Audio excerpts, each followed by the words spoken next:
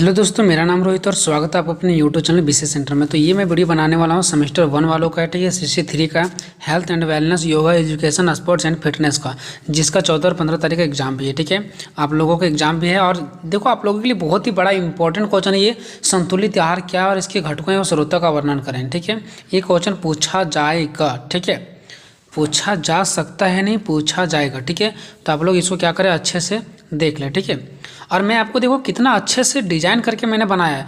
आप लोग यहाँ पे देख सकते हैं कि मैंने बहुत ही अच्छे तरीके से आप सभी को बता रखा है। देखिए यहाँ पे मैंने कितना अच्छे से आप लोगों को बता रखा है। ठीक है, ताकि आप लोगों को कहीं भी कोई दिक्कत ना हो। मैंने जहाँ पे जो चीज़ का ज़रूरत पड़ा, जहाँ चित्र बनाने की ज़रूरत पड़ा, वहाँ पे मैंने चित्र बनाया। ठीक है, तो मैं आप लोगों को बताने का प्रयास करता हूँ, बहुत ही ईजी लैंग्वेज में बताऊँगा, आपको टेंशन लेने की ज़रूरत नहीं है। बस आपको देखते रहना है। अगर आप नहीं लिख पाओगे तब भी कोई दिक्कत नहीं है, बस वीडियो को एक बार से 2 बार देख करके लिख लो। ठीक है, देखो, संतुलित आहार क्या है और इसके घटक एवं स्रोतों का वर्णन करें। संतुलित आहार का मतलब क्या होता है? देखो दोस्तों, मैं सबसे पहले आप लोगों को एक सिंपल सा लैंग्वेज में, बहुत ही छोटा लैंग्वेज में समझा देना चाहता हूँ। हम शरीर में खाते हैं और हमारे शरीर को जो संतुलित करके रखता है, संतुलित मतलब बैलेंस करके रखता है, हमारे शरीर को गड़बड़ाने नहीं देता है। और जो भी चीज़ हम लोग खाते हैं, जो हमारे शरीर को अच्छा बना करके रखता है, खराब नहीं होने देता है, उसी को हम लोग संतुलित आहार कहते हैं। जैसे दूध हो गया, चना हो गया, भोजन हो गया, ये सब चीज़ें संतुलित आहार है जो हम लोग खाते हैं और जो हमारा शरीर को अच्छा रखता है। ठीक है, बस अब यहाँ पे देखिए एक करके चर्चा करते हैं।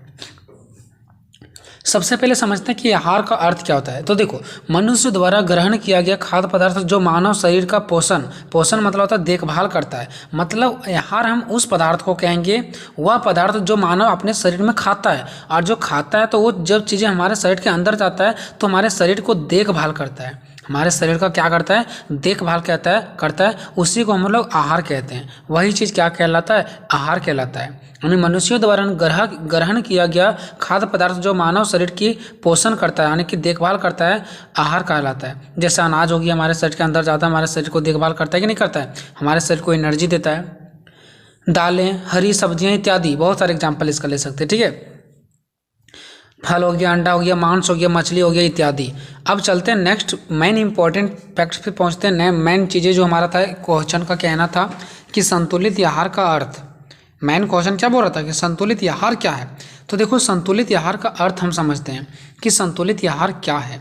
तो संतुलित आहार वह भोजन है, देखो, संतुलित आहार मतलब क्या, भोजन जो हम लोग खाते हैं, जो हमारे शरीर में जा करके क्या करता है, देखभाल करता है। तो कौन देखभाल करता है? क्या हम पत्थर को डालते हैं अपने शरीर के अंदर? नहीं, भोजन ही डालते हैं ना, कोई भी खाद्य पदार्थ हो सकता है। तो संतुलित आहार वह भोजन है जिसमें अलग अलग प्रकार के खाद्य पदार्थ होते हैं। ठीक है, संतुलित आहार वह भोजन है जिसमें अलग अलग प्रकार के क्या होते हैं, खाद्य पदार्थ होते हैं, जो निश्चित मात्रा और अनुपात में होते हैं। देखो, संतुलित आहार का मतलब समझ गए कि ये एक ऐसा भोजन होता है जो अलग अलग प्रकार के होते हैं और एक निश्चित मात्रा में। ऐसा नहीं कि बहुत ज़्यादा दबा करके खा लिया और पानी पिए कम, भोजन बहुत ज़्यादा खा लिए, या तो भोजन खाएं कम और बहुत ज़्यादा पानी पी लिए। नहीं, एक निश्चित मात्रा में, एक निश्चित अनुपात में होते हैं, ताकि सभी प्रकार के प्रोटीन मिल सके, सभी प्रकार का विटामिन मिल सके, आदि हमारे शरीर को प्राप्त हो सके, है ना। सभी प्रकार का प्रोटीन हो गया, विटामिन हो गया, वसा हो गया, सभी चीज़ हमारे शरीर को एक अच्छे मात्रा में मिल सके। और ये अच्छे मात्रा में तभी मिल पाएगा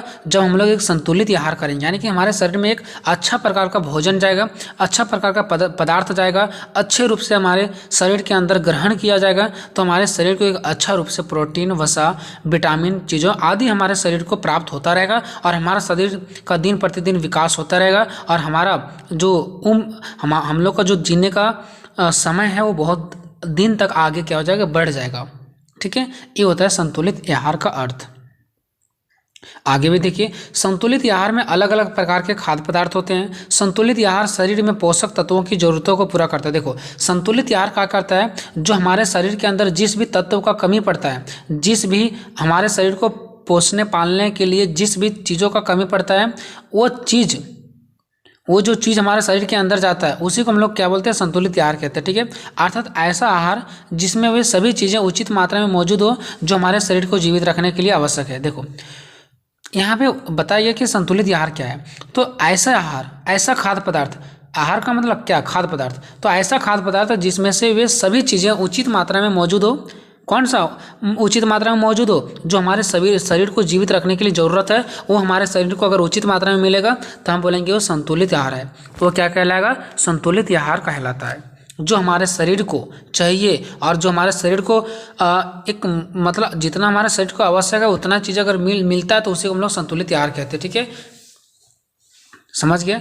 चलो अब चलते हैं नेक्स्ट, संतुलित आहार का परिभाषा देखते हैं। अभी तक अर्थ देखें, अर्थ और परिभाषा में थोड़ा सा डिफरेंट है। अर्थ का मतलब हो गया उसको शॉर्टकट, अब परिभाषा का मतलब देखते हैं। ठीक है, संतुलित आहार की परिभाषा देखो, संतुलित आहार उसे कहते हैं जिसमें सभी खाद्य पदार्थ आवश्यक मात्रा में उपस्थित हो ताकि उनसे उपयुक्त मात्रा में शक्ति प्राप्त होने के साथ शरीर की वृद्धि हो और रख रखाव संबंधित सभी पोषक तत्व प्राप्त हो सके, और आहार अनावश्यक रूप से मात्रा में अधिक भी ना हो। देखो संतुलित आहार क्या है? तो संतुलित आहार हम उसे कहेंगे जिसमें से सभी खाद्य पदार्थ आवश्यक मात्रा में उपस्थित हो, मतलब कोई एक खाद्य पदार्थ नहीं, जितना हमारे शरीर को जरूरत है उतना सभी प्रकार का खाद्य पदार्थ उपस्थित हो ताकि उनसे उपयुक्त मात्रा में शक्ति प्राप्त होने के साथ साथ शरीर का वृद्धि और रख रखाव संबंधित हो सके। देखो, ताकि उचित मात्रा में जब हमारा पोषक तत्व उपलब्ध होगा, हमारे शरीर को मिलेगा, तो इससे हमारा शरीर की वृद्धि होगा और हमारा शरीर का रख रखाव जो होगा ना वो अच्छा होगा।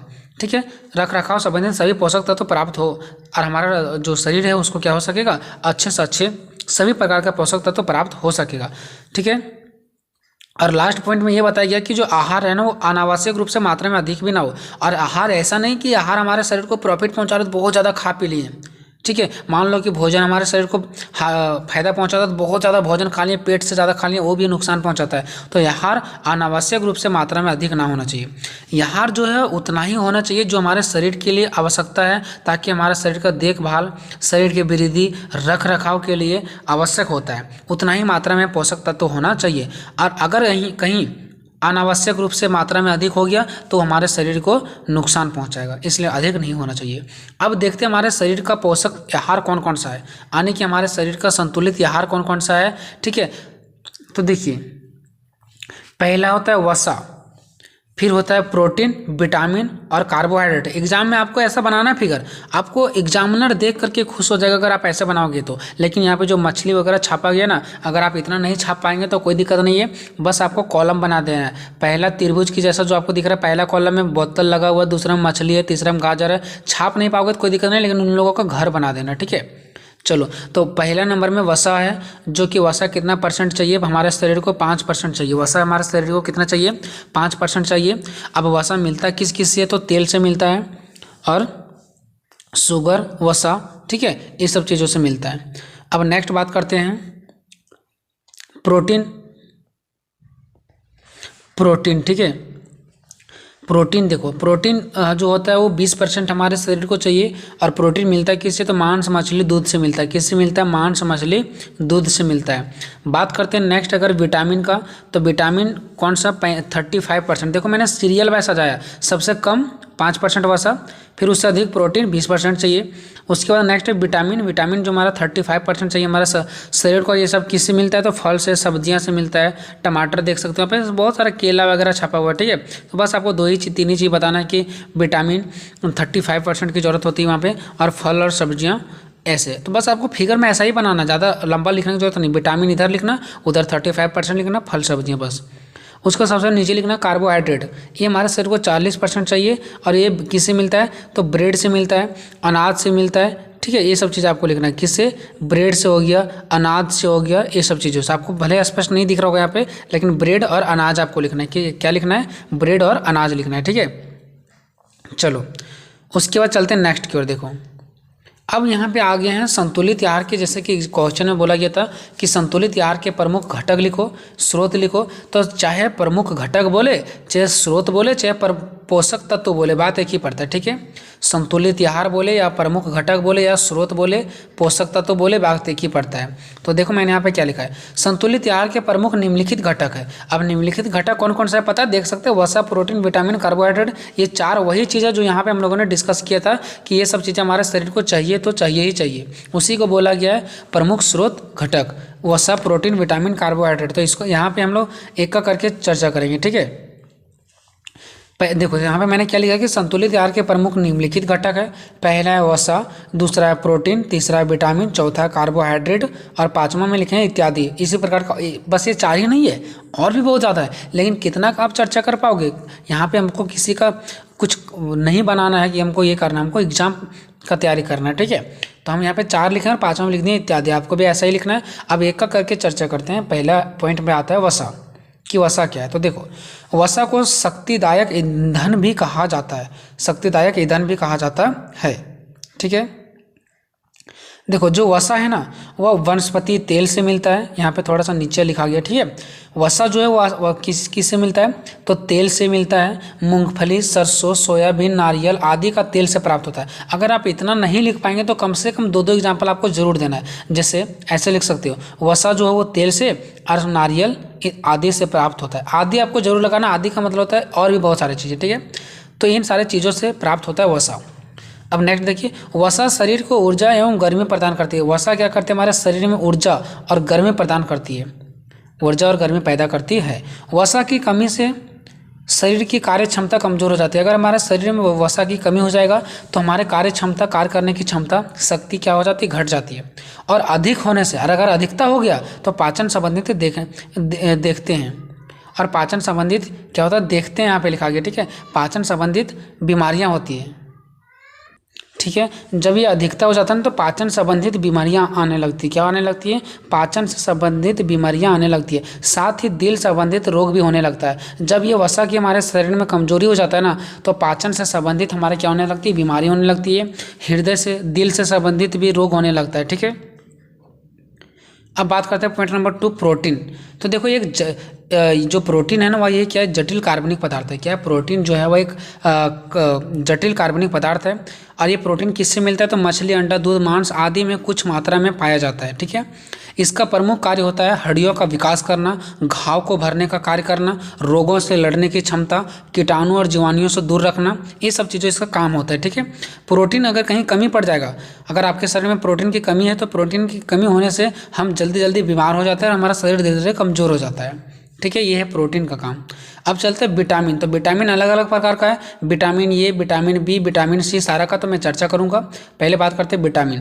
तो देखो विटामिन हमारे शरीर के विभिन्न रोगों से रक्षा करता है, ताकि, और ये जो होता है ना विटामिन, वो हरी सब्जियां, फल इत्यादि में पाए जाते हैं, ठीक है। विटामिन क्या करता है, जो हमारे शरीर के अलग अलग रोगों से, अलग अलग बीमारियों से रक्षा करता है, बचाता है। और हरी सब्जियां, फल इत्यादि में ये विटामिन पाया जाता है। अब विटामिन भी अलग अलग प्रकार का देखते हैं। सबसे पहले विटामिन ए। विटामिन जो ए है वो अंडा, मक्खन, मछली का तेल, हरी सब्जियां, गाजर आदि में पाया जाता है, ठीक है। इसकी कमी से रतौंधी बीमारी हो जाता है, जिससे रात में ठीक से दिखाई नहीं देता, उसी को बोलते हैं रतौंधी बीमारी। बी नंबर में है विटामिन बी। विटामिन बी देखो किससे प्राप्त होता है, तो अनाज के छिलके से, अंडा से, मछली से, दूध, पनीर इत्यादि में पाया जाता है विटामिन बी। और इसकी कमी से, यहाँ पे किसकी कमी लिखा गया, ठीक है। इसकी कमी से बेरी रोग हो जाता है। बेरी एक रोग है जिसके कारण मुंह और होठ का फट जाता है, जो मुंह और होठ फट जाता है ना, उसी को बोलते हैं बेरी रोग, ठीक है। तो ये विटामिन बी की कमी से होता है। सी नंबर विटामिन सी, नींबू, आंवला, संतरा इत्यादि में पाया जाता है। विटामिन सी हमेशा खट्टा वाला चीज़ों में पाया जाता है, ठीक है। और इसके कमी से मसूड़े में सूजन आ जाता है और दांतों से खून आने लगता है, ठीक है। दांतों से खून आने लगेगा और मसूड़ा में क्या हो जाएगा, सूजन हो जाता है। विटामिन डी किस में पाया जाता है, मक्खन में, दूध में, मछली का तेल और सूर्य का प्रकाश आदि से मिलता है विटामिन डी। और अगर विटामिन डी अगर आपके शरीर में कमजोरी हो जाता है, अगर कमी हो जाता है तो हड्डियाँ कमजोर हो जाएगी और टेढ़ी भी हो जाती है हड्डियाँ, ठीक है। विटामिन ई अंडा, गेहूं, हरी सब्जियां आदि से प्राप्त होता है। जो विटामिन ई होता है वो किससे प्राप्त होता है, अंडा से, गेहूं से, हरी सब्जियां आदि से प्राप्त होता है। इसकी कमी से, विटामिन ई की कमी से शरीर के अंगों का सही से काम नहीं करते हैं। शरीर के जो अंग होते हैं ना, वो हमारा शरीर के जो अंग होते हैं वो अच्छे से काम नहीं करते। हमारे जो शरीर के अंग होते हैं वो अच्छे से काम नहीं करते।